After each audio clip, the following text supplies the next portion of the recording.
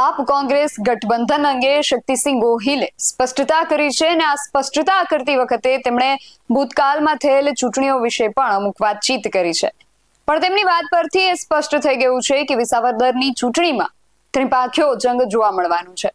વધુ શું વિગતો મળી રહી છે, દરેક વિગત વિશે વાત કરીએ અહેવાલમાં. જય હિન્દ. BSI TV ન્યૂઝ પર આપની સાથે હું છું નિધિ ગઢવી. જૂનાગઢ જિલ્લાના વિસાવદરમાં ચૂંટણીના પડઘમ વાગી ચૂક્યા છે. આવનારા દિવસોમાં પેટા ચૂંટણી યોજાનાર છે, ત્યારે આ ચૂંટણીમાં કોંગ્રેસ અને આપ ગઠબંધન કરશે કે નહીં તે અંગેની ચર્ચાઓએ ખૂબ જોર પકડ્યું હતું, પણ આમ આદમી પાર્ટીએ ગોપાલ ઇટાલિયાને જ્યારે મેદાનમાં ઉતારી દીધા એટલે પછીથી આ ચર્ચાઓને પૂર્ણ વિરામ લાગી ગયો હતો. પરંતુ હવે આ મામલે ગુજરાત કોંગ્રેસ પ્રદેશ પ્રમુખ શક્તિસિંહ ગોહિલની પ્રતિક્રિયા સામે આવી છે. સૌપ્રથમ તો તેમની આ પ્રતિક્રિયા સાંભળીએ, પછી આગળ વાત કરીએ. ચોક્કસ અમે ઈચ્છતા હતા કે લાઇક માઇન્ડેડ પાર્ટીઓ સાથે બેસીને ચૂંટણીઓ લડાય.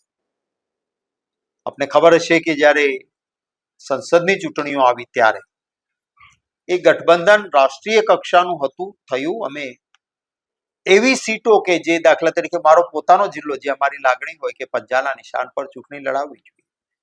ભરૂચ અહેમદભાઈ પટેલના સાથે એક આખા વિસ્તારની લાગણી જોડાયેલો હોવાના કારણે કે પંજાના નિશાન ઉપર ચૂંટણી લડાય, પરંતુ એક ગઠબંધન ટકે એટલા માટે મોટું મન રાખીને ભાવનગર અને ભરૂચ આમ આદમી પાર્ટીએ જીદ કરી કે આજ જોઈએ. અમે કહ્યું હતું કે તમારી જામનગરમાં તમારા ધારાસભ્ય ચૂંટાયેલા છે, સુરતમાં તમારું કોર્પોરેશનમાં ઠીક દેખાવ થયો તો માંગો, પણ ના માન્યા તો પણ અમે મોટું મન રાખ્યું.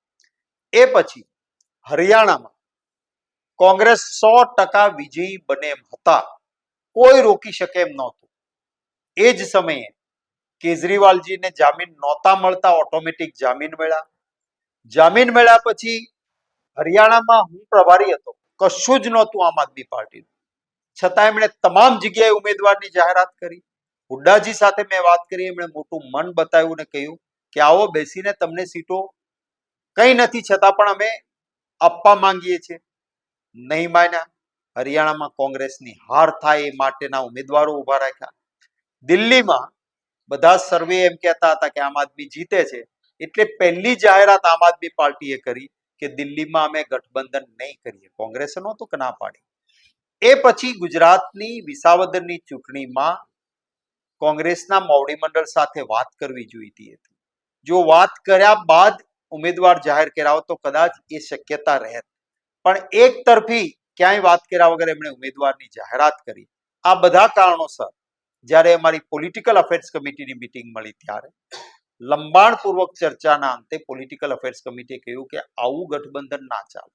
અમારો રાષ્ટ્રીય કક્ષાએ ગઠબંધન છે અને રહેશે રાષ્ટ્રીય મુદ્દાઓ માટે, પરંતુ સ્થાનિક રીતે આ બધી પરિસ્થિતિઓના કારણે મોવડી મંડળ અને રાજકીય રીતે અમારી પોલિટિકલ અફેર્સ કમિટીએ નિર્ણય કર્યો છે કે વિસાવદરની બેઠક કોંગ્રેસ લડશે.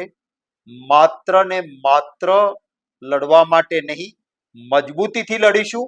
અને વિસાવદરની બેઠક ભૂતકાળમાં કોંગ્રેસ પાર્ટી જીતી હતી. આ વખતે પણ અમારા પ્રયત્નો છે કે લોકોના આશીર્વાદ સાથે વિસાવદરની બેઠક કોંગ્રેસ જીતે, એ માટે સંપૂર્ણ તાકાત સાથે અમે ત્યાં લડીશું. આપણે કોઈને ત્યાં સગપણ જોવા જઈએ ત્યારે એની જાહેરાત નથી આપતા, નક્કી થઈ જાય ને પછી કંકોત્રીઓ છપાવીએ. એમ અત્યારે કોણ વરરાજા છે એના નામો ડિક્લેર કરવાના ન હોય, એ મોવડી મંડળનું કામ છે. યોગ્ય સમયે તમને બોલાવીને યોગ્ય જાહેરાત નામની કરીશું. રાષ્ટ્રીય મુદ્દાઓ પર ગઠબંધન છે અને રહેશે, પણ વિસાવદરની બેઠક કોંગ્રેસ લડશે અને જીતશે. શક્તિસિંહ ગોહિલે આ વિશ્વાસ વ્યક્ત કર્યો છે. તેમણે ભૂતકાળની અમુક ચૂંટણીઓમાં આપ સાથે થયેલ અનુભવો વિશે પણ વાત કરી. ભાવનગર ભરૂચની ચૂંટણી વિશે, હરિયાણા અને દિલ્હીની ચૂંટણી વિશે પણ વાત કરી. અને જ્યારે વિસાવદરની ચૂંટણીમાં કોંગ્રેસના ચહેરા વિશે પ્રશ્ન પૂછવામાં આવ્યો ત્યારે સગપણનું ઉદાહરણ આપીને કહ્યું કે સગપણ જોવા જઈએ ત્યારે એની જાહેરાત ન હોય, નક્કી થઈ જાય ત્યારે કંકોત્રી છપાવીએ. એમ કોણ વરરાજા છે એના નામ ડિક્લેર ન કરવાના હોય. પરંતુ અમુક નામો જેને લઈને અત્યારે ચર્ચાઓ થઈ રહી છે, એમાં પરેશ ધાનાણી અને જેનીબેન ઠુમ્મરનું નામ ચર્ચાઈ રહ્યું છે, અને આ બે નામ એવા છે જેની ચર્ચાઓ વધુ થઈ રહી છે. આ વિશે તમારું શું માનવું છે અમને કમેન્ટ કરીને ચોક્કસથી જણાવજો.